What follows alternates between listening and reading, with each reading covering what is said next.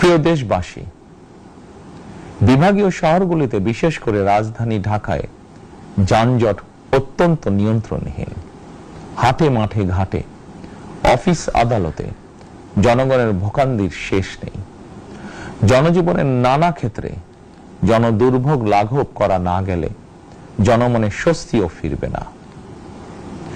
রাজধানীতে জনসংখ্যার চাপ কমাতে বিকল্প ব্যবস্থা গ্রহণ করা জরুরি হয়ে পড়েছে। মানুষ তার নিজ জেলায় কিংবা নিজের বাসা বাড়িতে থেকেও যাতে সহজভাবে সঠিক সময়ে অফিস আদালত ব্যবসা বাণিজ্য করতে পারেন, সেই লক্ষ্যকে সামনে রেখেই সারা দেশে রেল যোগাযোগ ব্যবস্থা ঢেলে সাজানোর উদ্যোগ নেওয়া হচ্ছে। এই পরিকল্পনার অংশ হিসাবে প্রথমেই রেল, নৌ, সড়ক এবং সেতু মন্ত্রণালয়ের কার্যক্রম পুনর্বিন্যাস ও সমন্বয় করা হচ্ছে।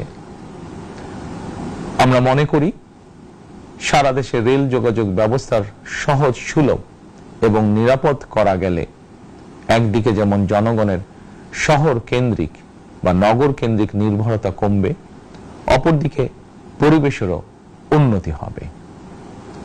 প্রিয় দেশবাসী, আমাদের চারপাশে সমস্যার শেষ নেই, তবে সমস্যার পাশাপাশি সম্ভাবনাও কিন্তু কম নয়।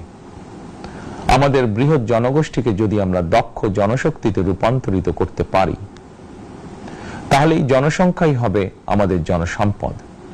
আমরা নিজেদেরকে দক্ষ করে গড়ে তুলতে পারলে শুধু বাংলাদেশই নয়, বিশ্ব বাজারও আমাদের জন্য উন্মুক্ত।